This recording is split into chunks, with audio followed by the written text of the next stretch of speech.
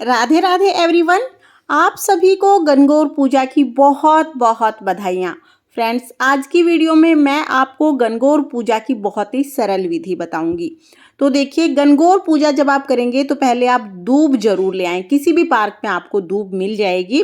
दूब लाने के बाद फिर हम गणगौर पूजा करते हैं। देखिए, तीसरे नवरात्रे के दिन यानी तीज के दिन सुबह सुबह ये पूजा की जाती है। तो सुबह सुबह स्नान आदि करने के बाद जहां पर भी आप पूजा करेंगे घर में उस जगह को आप साफ कर लें। उसके बाद सबसे पहले पाटा धोया जाता है। देखिए, पहले पटड़े को धो के उसके ऊपर पूजा करते थे। आजकल तो डेकोरेटिव ये पटड़े आते हैं, तो हम पाटा धोने का नेक कर लेंगे।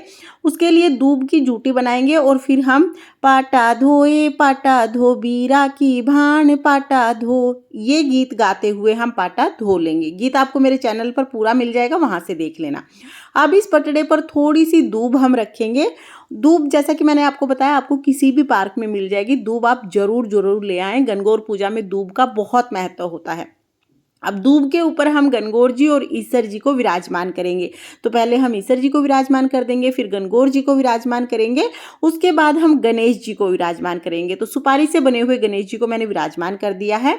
अब एक पेपर पर स्वास्तिक बनाकर हम टिक्की देने के लिए पेपर यहाँ पर रख लेंगे। आप दीवार पर भी टिक्की दे सकते हैं, लेकिन दीवार खराब हो जाती है, इसलिए मैंने पेपर लगा लिया है।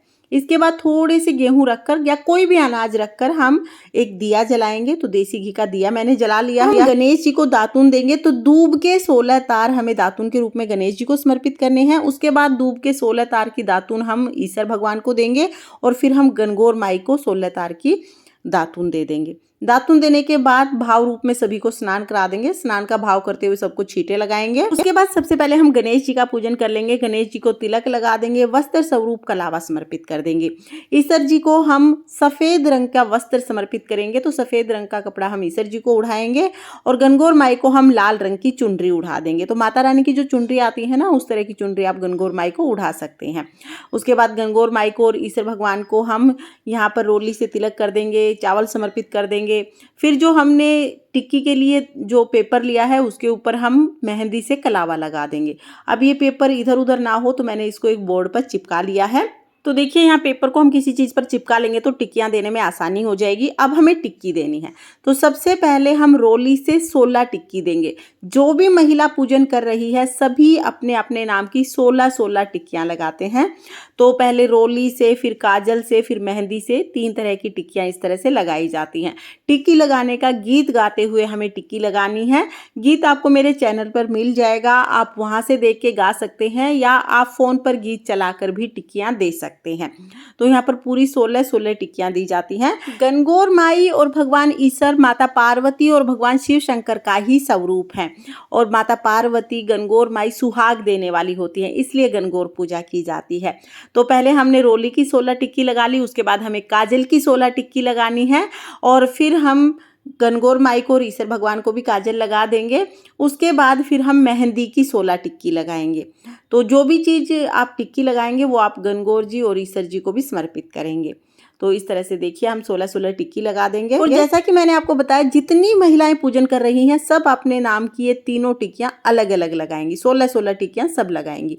उसके बाद जो मेहंदी है वो ईसर जी को लगा देंगे, गणगौर माई को लगा देंगे। आप अपने आप को भी मेहंदी जरूर लगा लें। बेशक आपने मेहंदी लगाई है, फिर भी इस मेहंदी में से थोड़ी सी मेहंदी अपने आप को लगा लें। उसके बाद हम भोग समर्पित करेंगे। तो आप हलवे का भोग समर्पित कर सकते हैं। आप चाहें आप पूड़े का, गुलगुले का भोग समर्पित कर सकते हैं। अगर आपकी शादी की पहली साल है तो आप इस तरह के गूने बनाकर 16 गूने समर्पित कर दीजिए। या आप उद्यापन कर रहे हैं तो भी आपको 16 गूने समर्पित करने हैं। तो आप अपनी इच्छा के अनुसार किसी भी चीज़ का भोग लगा सकते हैं। उसके बाद जल समर्पित कर देंगे। फिर हम सुहाग का जल तैयार करेंगे। सुहाग का जल तैयार करने के लिए देखिए, हमें दूध लेना है, कच्चा दूध हमें लेना है, उसमें हम जल डाल लेंगे। अब हमें इसमें 5 चीजें डालनी है। तो उसमें हल्दी, सुपारी, सिक्का, कोड़ी और एक चांदी का छल्ला, ये 5 चीजें होती हैं। ये पांचों चीजें हमें इस जल में डालनी है। तो ये सुहाग जल तैयार हो जाएगा। थोड़े से फूल हम इसमें डाल लेंगे और फिर 16 तार की 2 जूटियां हम बनाएंगे। तो इस तरह की जूटी बना के हमें 16 बार छांटे लगाने हैं। छांटे लगाने का गीत गाते हुए हमें 16 बार इस तरह से गणगौर माई को, ईश्वर भगवान को छांटे लगाने हैं। जितनी भी महिलाएं पूजन कर रही हैं सभी 16 बार इस तरह से छांटे लगाती हैं। तो 16 बार गिनकर आप इस तरह से छांटे लगाएं। गीत गाते हुए छांटे लगाने हैं या मोबाइल पर आप गीत सुन सकते हैं। उसके बाद हम सुहाग का सामान समर्पित कर देंगे। और देखिए, सुहाग का अगर 16 श्रृंगार हो तो 16 श्रृंगार समर्पित कर दीजिए। 16 नहीं है तो जितना श्रृंगार आपके पास हो उतना आप समर्पित कर सकते हैं। अगर आपके पास फूल है तो आप फूल भी समर्पित कर दीजिए। फूल नहीं है तो बगैर फूल के भी पूजा कर सकते हैं। अब हमें गणगौर की कहानी सुननी है, तो अपने हाथ में थोड़े से चावल या तो थोड़े से गेहूं लेकर हम कथा सुनेंगे, यानी कहानी सुनेंगे। कोई भी कहानी खाली हाथ नहीं सुनी जाती है, तो अपने हाथ में आप चावल या गेहूं जरूर ले लें। उसके बाद फिर आप गणगौर की कहानी सुन लें। कहानी का वीडियो आपको मेरे चैनल पर मिल जाएगा, लिंक मैं आपको डिस्क्रिप्शन में दे दूंगी। कहानी सुनने के बाद जो भी गेहूं चावल आपने लिए हैं वो हम ईश्वर भगवान को, गणेश जी को, गणगौर माई को समर्पित करेंगे और बाकी सारे हम जल के लोटे में डाल देंगे। तो इस तरह से कहानी पूर्ण हो जाएगी और इस तरह से हमारी सुबह की गणगौर पूजा पूर्ण हो जाएगी। ये पूजा करने के बाद जो जल का लोटा है ये हम सूर्य देवता को अर्घ दे देंगे। और जो हमने सुहाग जल बनाया था इसमें से जो भी 5 चीज़ें हमने डाली है ना, वो सब हम कटोरी में अलग से निकाल के रख लेंगे, क्योंकि शाम के समय जब पानी पिलाएंगे तब भी हमें इन चीज़ों की ज़रूरत पड़ेगी और विदाई के टाइम पे भी ज़रूरत पड़ेगी।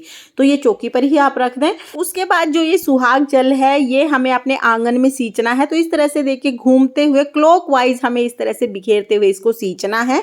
आप इसे अपने आंगन में या अपनी छत पर सींच सकते हैं। अगर खुली जगह नहीं है तो आप इसे पौधों में भी सींच सकते हैं। तो ये जो भी जल है इसको हम सींच देंगे। इस तरह से पूजा हमारी जो है वो हो जाएगी पूर्ण। शाम के समय हमें गणगौर माई को, ईश्वर जी को पानी पिलाना है और उसके बाद विदाई होगी। तो पानी कैसे पिलाएंगे, विदाई कैसे करेंगे, इसका भी अलग से वीडियो आपको चैनल पर मिल जाएगा। गणगौर माता अखंड सुहाग देती हैं, इसलिए सुहागन महिलाएं गणगौर की पूजा करती हैं। गणगौर पूजा में गीत गाने का बहुत महत्व है। तो गणगौर पूजा के सभी गीत आपको मेरे चैनल पर मिल जाएंगे, आप उन्हें भी एक बार जरूर देखना। और गणगौर माई की विदाई कैसे करनी है इसका वीडियो भी आपको चैनल पर मिल जाएगा। गणगौर पूजा की ये वीडियो आपको कैसी लगी कमेंट करके जरूर बताना। और अगर ये वीडियो आपको पसंद आई हो, वीडियो आपके लिए थोड़ी बहुत भी यूजफुल हो, तो प्लीज प्लीज वीडियो को लाइक कर देना। और हम महिलाएं घर में तीज त्योहार कैसे करते हैं ये देखने के लिए मेरे चैनल को सब्सक्राइब कर लेना। तो फिर मिलते हैं किसी और वीडियो में, तब तक के लिए जय गणगौर माता। राधे राधे।